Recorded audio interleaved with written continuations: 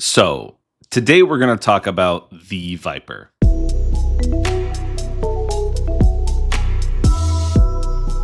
No, not that Viper. No, not that Viper either. No, not that Viper either. No, not that Viper either.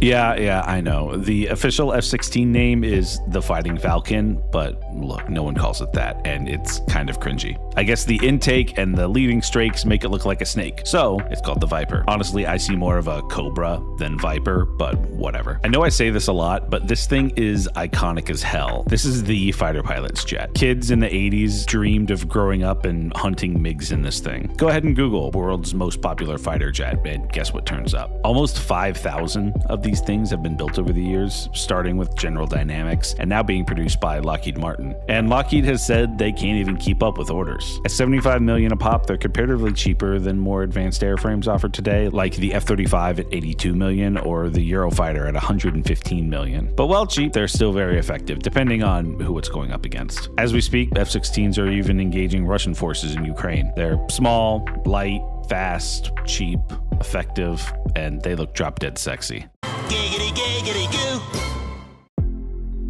Now, there's a good amount of history I want to cover here, so strap in. The first person I want to talk about is a man I've hinted at in the past, but never really got around to fully discussing, and that is Colonel John Boyd. If you're in the Air Force, you might be fangirling right now, but try and keep a handle on it. For those of you that don't know, Boyd was an Air Force fighter pilot during Vietnam. However, it should be noted that the man was never in combat. Not that I'm holding that against him, but it will be a relevant point later. Boyd spent most of his military career as a fighter pilot trainer, teaching his students by the book dogfighting tactics. Due to this, he'd win most of the training dogfights. He knew how they react because he taught them. Thus, he could easily win, earning his reputation as a skilled fighter from his students. Sadly, however, when the students encountered hostile fighters over Vietnam, if they flew by the book as he taught, they came up short. Boyd should have been teaching his students how to beat him, more so than how he flies. The next claim to fame Boyd has was the OTA loop, which is less something he came up with and more just an outline of how to observe something and act depending on what you observe, which is kind of just how humans behave anyway, but he wrote it down, so he must be much smarter than the rest of us. Just look at the arrows. Boyd's third and arguably most valuable contribution was when he partnered with a civilian mathematician, Thomas Christie, in authoring an equation to describe how to make airplanes more maneuverable. Unfortunately, this also marked the beginning of the fighter plane mafia, a group of pompous old farts who insist that an over-reliance on technology is both too expensive and unreliable, and that old trusted techniques should be used in warfare because that's how it's always been done. Luckily, most of these kinds of philosophies have fallen on deaf ears over the years in the US. Anyway, Boyd's equation was used in the design of the F-15. That is where his contribution to anything in the military aerospace industrial complex ends, for the most part. However, in the later stages of his life, Boyd would claim that he had a large role to play in the designing of the F-15, even authoring a version called Project Redbird, which removed things like the radar, radio, missiles, and even the fuel tanks to make the most agile, maneuverable gun plane possible. He then claims that his redesign went on to be the F-14 and the F-16. That is a lie. Boyd is an excellent example of how your ego can get in the way of not just your own judgment, but the truth. He co-authored a paper on a mathematical equation. He did not design the F-15, and thank God, because he talked some mighty shit on the F-15 as it went on to be the, hang on, let me check my notes. The most successful military aircraft ever built. His redesigns were not reworked into the F-16. After his death, an author went around and interviewed his friends to get his life story for a biography on the man, where one Pierre Sprey was interviewed. Sprey claimed that he and Boyd became friends because Sprey worked on the A-10 program, and if you watched my A-10 video, no he didn't. He then said that they worked on the F-15 and F-16 together. No they didn't. So much misinformation comes from this man. I'm not used to seeing this much bullshit come from someone that isn't orange. Anyway, John Boyd and Pierre Sprey are both authors often miscredited to have been designers on the F-16 when in reality they had nothing to do with the project other from Boyd's equation being used. I guess that's all I was trying to say. Probably could have been done in an easier way.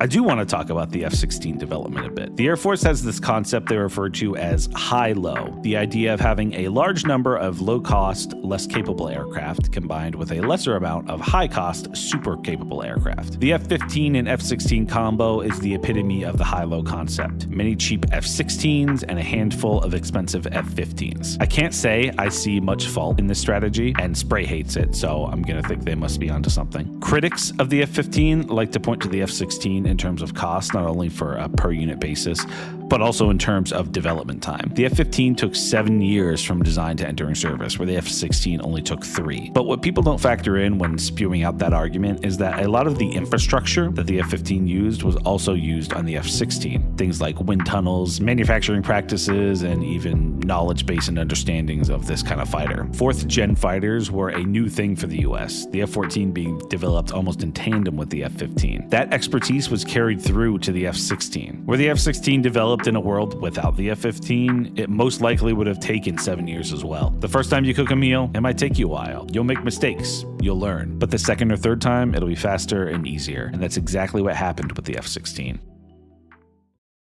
Like most other aircraft, the F-16 was part of a contest and went to trial with a rival airframe before it was selected for mass production. The YF-16 went up against the YF-17, which may look a little familiar. After the YF-16 was chosen, the YF-17 was actually reworked into the F-18, variants of which are still in service today with the US Navy and Marine Corps. Now, the YF-16 and its production counterpart were the first aircraft to use what's called fly-by-wire. Before this system, a flight stick would directly move control surfaces, physically, using a series of pulleys or levers, all the way even up to the F4. Fly-by-wire is more of a command system. Turning the stick to the left means you're telling the airframe to roll left, and it will independently move any control surfaces needed to make that happen. Although in the early F-16, the flight stick was based on pressure, it didn't actually move more than a fraction of an inch. The idea came from the radar operator station on the F-111 Aardvark.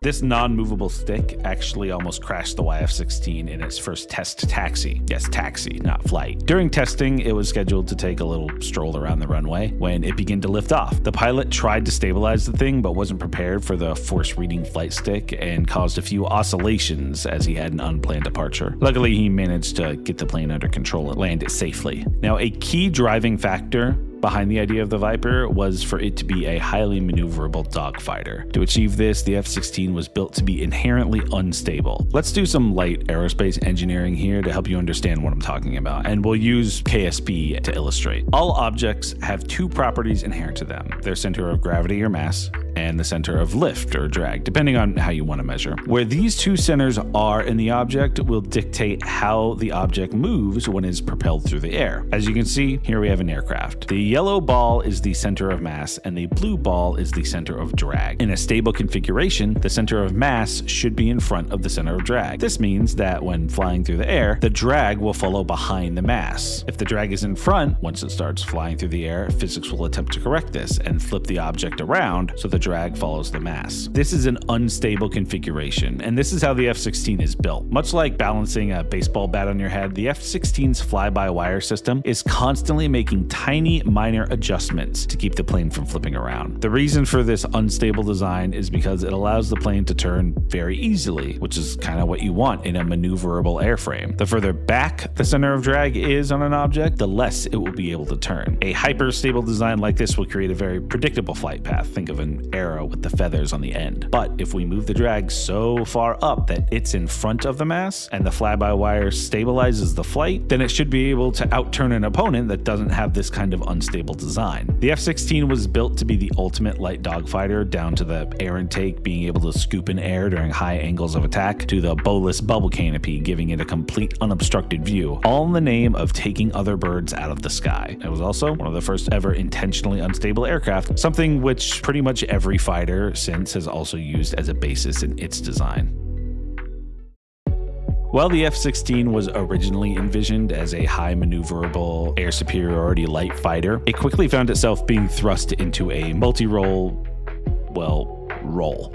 Alongside the F-15, F-111, the F-117, and the A-10, it was used extensively as a ground attack / close air support platform in the Middle East, and was pretty successful at it. It could carry AGM-65 Mavericks, AGM-88 HARMs, JDAMs, Paveway 2 and 3, dumb bombs, various rockets, cluster bombs, both regular cruise and anti-ship cruise missiles, decoy cruise missiles, and even B-21 nuclear weapons. In limited numbers, it carried the GAU-13A, a smaller version of the General Electric Gauss A8 Avenger, 30mm hydraulically driven 7-barrel rotary autocannon. From the A-10 in a pod, but most every F-16 came with a built-in 20mm rotary cannon. While it can use the 20mm to strafe ground targets, it's mostly in place as a self-defense weapon and only carried 500 rounds. Since the F-4, pretty much every fighter has come with a built-in cannon, even though aerial gunfights are all but dead. The exception to this is the F-35B and C, but they can and do carry gun pods regularly. For air-to-air munitions, it could carry the AIM-7 Sparrow, AIM-120 AMRAAM, AIM-9, Iris-Ts, and Israeli Pythons. I haven't really gone over air-to-air missiles too in-depth before, so let's just get that base of knowledge going in this video. We'll start with close-range stuff. IR missiles, which when fired, the pilot calls out Fox 2. These include AIM-9 Sidewinders and Iris-Ts. These are usually shorter range, within 1 to 2 miles, and are typically highly maneuverable, especially the Iris-Ts, as they include thrust vectoring. And I don't know about you, but that's pretty sexy.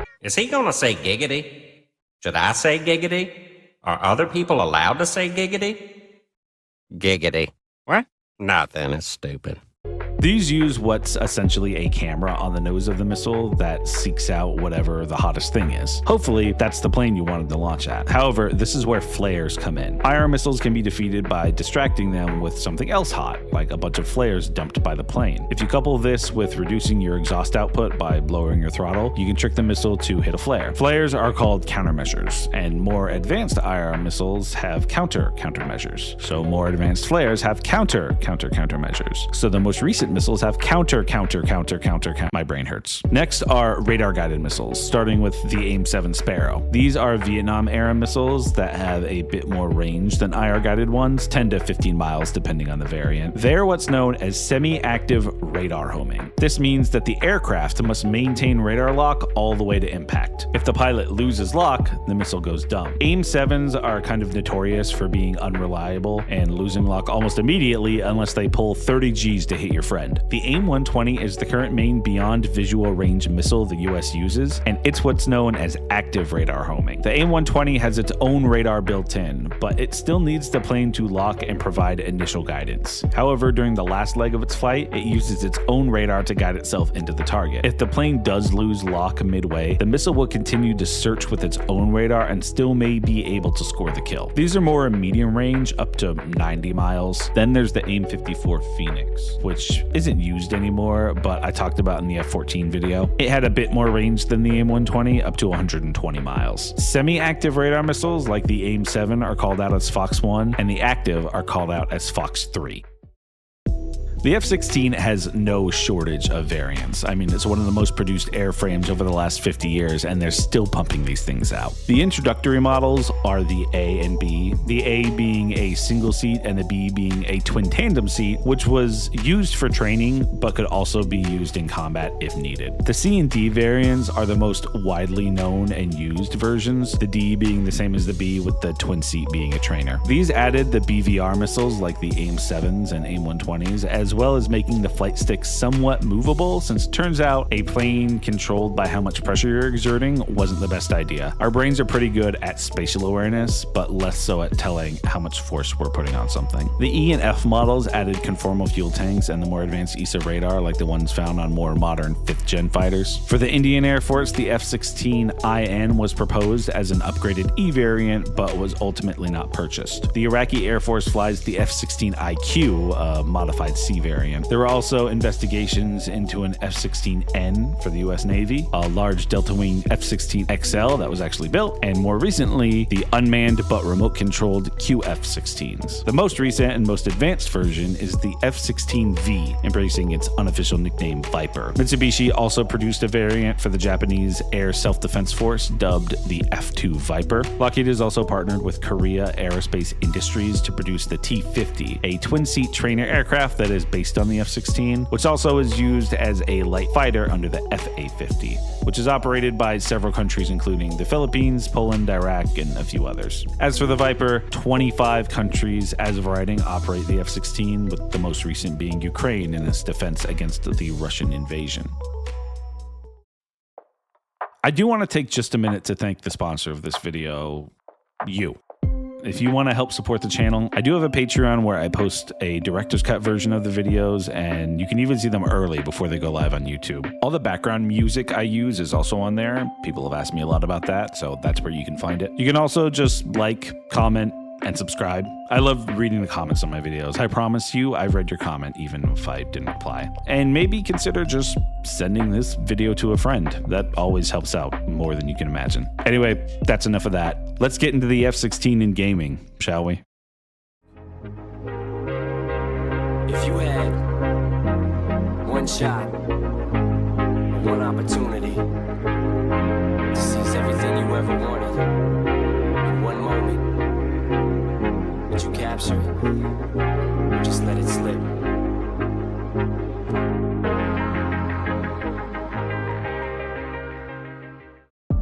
So I actually grew up just north of Los Angeles, California. I lived there for most of my life, including when GTA 5 came out. This was the game me and my friends would play on an almost nightly basis, at least until Sea of Thieves came out, then we moved over to that. It was kind of surreal having these crazy adventures in what was essentially a digital version of our own backyard. Now, very close to where I grew up, there's a Navy airfield called Point Magoo. I would very regularly see Hornets, Ospreys, and C-130s flying over my head when I lived there. Anyway, as in real life, in GTA, there's a military base just north of Los Santos called Fort Zancudo. And while now you can buy your way onto base, back at the game's launch, you had to jump a fence to get in. And it would be the only spawn point of the P996 laser. This thing, even to this day, is an S-tier GTA aircraft. It is fast, it is maneuverable, it comes with dual high explosive cannons, of which the rate of fire is fucking broken. No other vehicle added to the game since has ever matched the cannon. And it's by far one of the most effective weapons Rockstar ever cooked up. The constant barrage of explosions with decent splash damage means you don't even need to be accurate. A sloppy spray around whatever you want to kill is probably good enough. As far as the model goes, the F-16 DNA here is pretty apparent. The intakes are more off the Eurofighter, opting for a boxy split design, as well as having dual vertical stabilizers rather than the Viper's singular. The only rival to the laser is the Hydra, which is based mostly on the AV-8 Harrier. While it also features the same weapons, it is larger and slower, so in all-out combat performance, it's slightly handicapped, but it can VTOL. Since the days of GTA Online, the laser has always been a fearsome vehicle. I really hope we see a new iteration in GTA 6.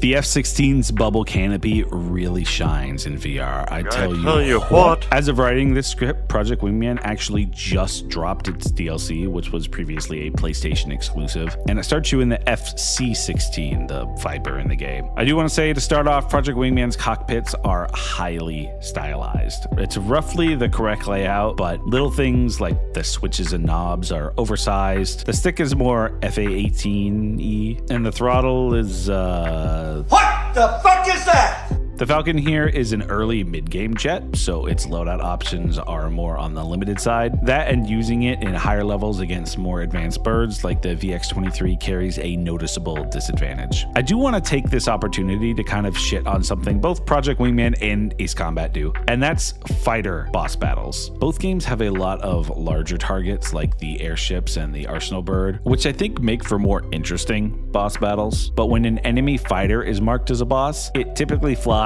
in an impossible way, making it hard to hit. It just eats like 20 missiles. It makes them long, tedious, and boring. I really dislike this type of boss battle, and Project Wingman has no shortage of them. Other than that, the DLC missions are fantastic. Project Wingman can be played flat screen, but VR is the way to go, hands down. And hey, look, new volumetric clouds. Yeah, there you go. Take the Viper. There you go. No, you don't want the F4. You want the Viper. F4. Viper. Do it. Yep. Nope. Get the Viper. Get the Viper. Get the Viper. Nope. You're close. Gee, there you go. Nope. There you go. Good choice. Tomcat would have been good too, but I'm okay with the Viper. Viper. All right. What are we doing? A10. Viper. Fullback. Pick an airplane. Viper. Oh, Fat Amy. Really? Viper. Now, while I did load up Ace Combat 7 as part of my research, I really didn't need to. The F-16 is such a foundational airframe for the series. Hell, its triggers canonical jet while in Mage Squadron. You start the game in it. Now, just like in Project Wingman, it is a lower tier jet, so you may find yourself not necessarily lacking in later missions, but missing out on some of the more fun toys. It can carry AIM-120s, GPU-24s, and a British IR missile called the AIM-132, which airbursts, which are all serviceable, but as I said, some of the aircraft just have cooler weapons. It is also worth saying that the F-16 XL is also available as a TLC aircraft, and it can carry unguided bombs, AIM-120s, and AGM-65 Mavericks. So if you're still a Viper fan but want to mix it up a bit, that may be a good opportunity. The cockpit looks much better than it does in Project Wingman. Ace Combat is usually pretty good at remaking the cockpits to a realistic standard. And again, playing this with the VR mod is a joy due to the open view of the unobscured cockpit glass. I don't really have much to say about it here. If you played Ace Combat, you know what you're getting. I feel like we're probably due for an Ace Combat 8 announcement soon, maybe at the Game Awards. Hopefully we won't have to wait too much longer.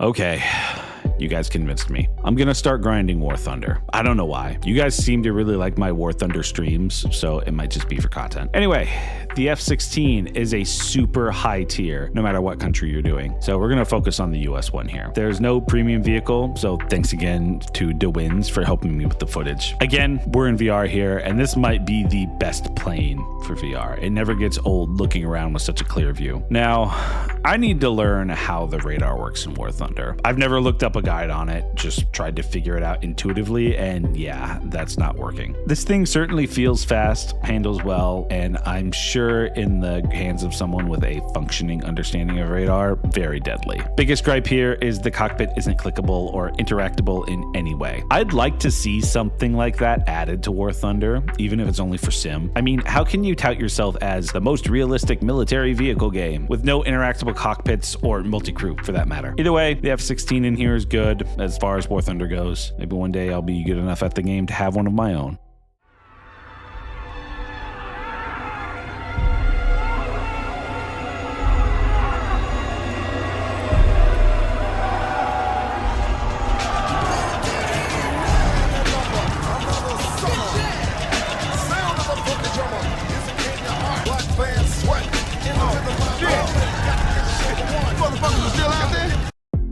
So, the F-16C in Arma is again a mod. This one, to be exact. Now, there's most likely more, but this is the one that we use, so that's the reason I'm reviewing this one over another. Now, this is the last one we're going to talk about that is a push to start kind of deal. All other entities on this list will have the option to actually run through a startup process. This is also the only iteration of the Viper in this video, to my knowledge, that can carry the B-21 nuclear bomb. As a close air / strike aircraft, it's as effective as any other plane that can carry the correct munitions, although it is a lot faster than the A-10. And again, the visibility provided by the canopy is excellent. The biggest difference when it comes to flying an Arma is something that I touched on in the Apache video. See, in DCS or VTOL or nuclear option or any other flight game where you can do ground attack missions, when you're helping friendly ground units, they're AI because it's a silly plane game, so they focus on planes. But in Arma, they're your friends. They're people that you planned out the mission with, and you're actually helping them complete their objectives. And that makes it so much more impactful. If you want to participate in this kind of unit cohesion, the 188th Gaslighters is currently recruiting for infantry, so I will leave a link to our new website down in the description. You can apply on there.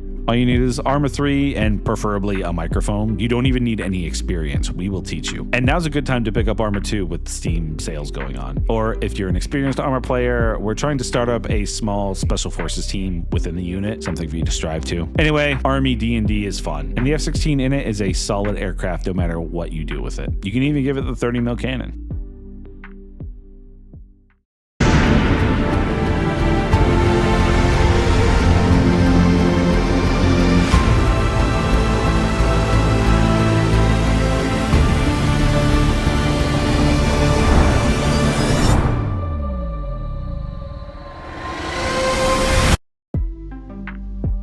This one will be on the shorter side. Recently, a new MS Flight Sim version was released, 2024, but it's kind of cooked still at the time of writing. Okay, look at this. We've got clouds here, and then we're going to soon turn left for this very nice... Fuck. So I'm going to wait on it and stick to 2020 for now. It is worth saying any modules you bought in 2020 will carry over to 2024, so I don't feel like I'm missing out too much. Anyway, there are 2 F-16 modules available for MS Flight Sim, and it's not this one. Make sure you don't get this one. But the other one over here is actually very nice. It comes with a C, D, and Israeli I variant. Both the C and D have tons of different paint jobs, including many different countries' liveries. When compared to some of the flight models that we'll see later in the video, it does seem a bit more on the basic side. The cockpit is modeled, but not much is functional, especially when it comes to the MFDs. I'm excited that this pack and all the others I've gotten will carry over to 2024 once it gets its shit together. When it does work, it looks stunning.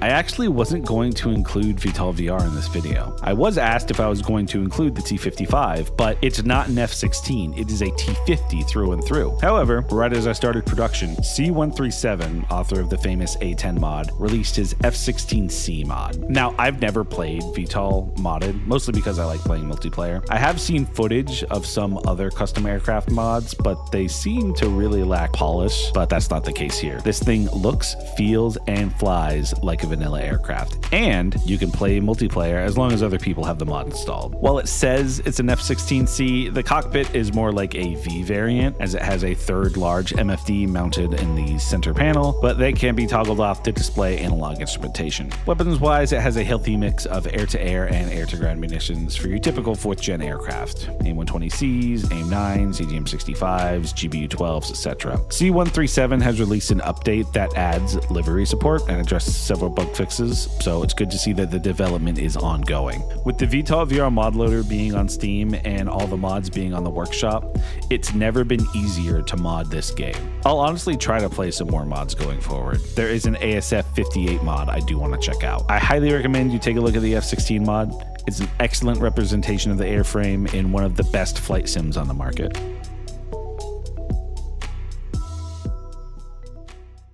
Whopper, Whopper, Whopper, Whopper, Junior, Double, Triple, Whopper, Flame Grill taste with perfect toppers. I rule this day. Lettuce, mayo, pickle, ketchup, it's okay if I don't want that. It also full of bacon. Whopper, any Whopper, my way, Whopper, my way. Whopper, Whopper, Whopper, Whopper, Junior, Double, Triple, Whopper, Flame Grill taste with perfect toppers. I've heard a lot of good things about the F-16 and the FA-18 modules in DCS. Mostly that these are kind of the main ones. The ones that perform well, aren't too difficult, and are fun. I'll freely admit it, I am a start landed hot kind of DCS player. I really like to get up and go. But I decided that this time I should learn how to cold start the bird. And it wasn't as bad as I thought. I tried learning how to cold start the A-10C, and while I did give it an effort, I decided it really wasn't worth my time. But I sat down with the intention of cold starting this airplane, and damn it, I did it. Anyway, this is an excellent rendition of the Viper, to no one's surprise. To a lot of people, this is the F-16 simulator, and there's good reason for that. The cockpit is almost fully functional. Like, you can click everything but a few switches, sadly, have no tangible function. Loadout-wise, it's everything the F-16 should carry, just like back in VTOL, nothing weird here. I can certainly see why so many people main this module. It's modern enough that I feel like I can wrap my head around the cockpit. It's very easy to fly, and it feels fast. It's what you expect out of a fighter. I can definitely see the merit in spending the night with the bros, launching Fox 3s at MiGs while your wife and her boyfriend have their date night. And that's why I'm naming it the best F-16 in game. 丈太郎ディオほう向かってくるのか逃げずにこのディオに近づいてくるのか問題を解いている受験生のような近づかなきゃてめえをぶちのめせないほうほうでは十分近づくがよい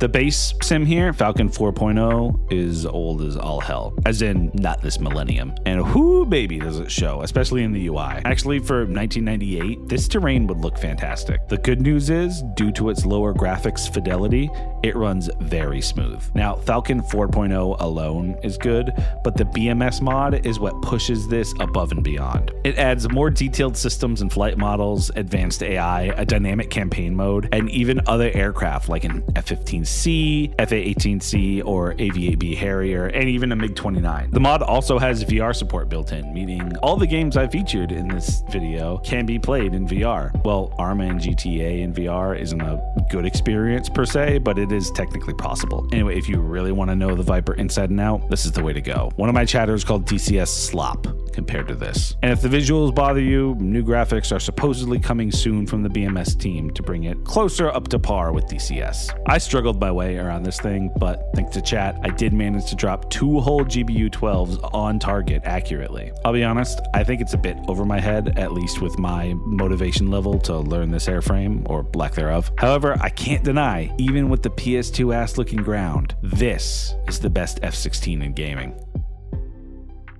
I don't want to oversell it, but it changes you forever. So, I never really gave my opinion on what I think of the F-16, so here it is. Do I think it's a cool aircraft? I think James Hetfield of Metallica answered that question best when he said, and I quote, "Yeah!" And while it is a cool aircraft, I feel it's on its way to being fully outdated if it isn't already. It's light, it's cheap, but no matter how many times Lockheed wants to push new updates in the world of F-22s, F-35s, J-20s, J-35s, Cons, and Su-57s, it's like taking a horse to a drag race. Sure, the horse will run, and it could even be pretty fast when compared to other horses. But next to a drag racer, it just doesn't really hold up. It's an iconic symbol of air power for 4th gen aircraft, but the 4th gen is coming to a close. I'm not saying saying they can't find use in militaries around the world that can't afford to develop or buy into 5th gen programs, but I still feel like the Viper has been put on this pedestal that it's still top dog, when in reality, it's that one guy at work who really should retire, but just doesn't want to. I mean, what does a 4th gen fighter do when up against 5th gens? They die. You're gonna look at me and you're gonna tell me that I'm wrong? Anyway, that's the video. If you enjoyed this one or any of my other videos, as I said before, my Patreon is the best way to support the channel, along with memberships here on YouTube. But even just a like, comment, and a subscription, and a share is a great way to help out too. Thank you guys so much for watching. I'll see you next time, and take care.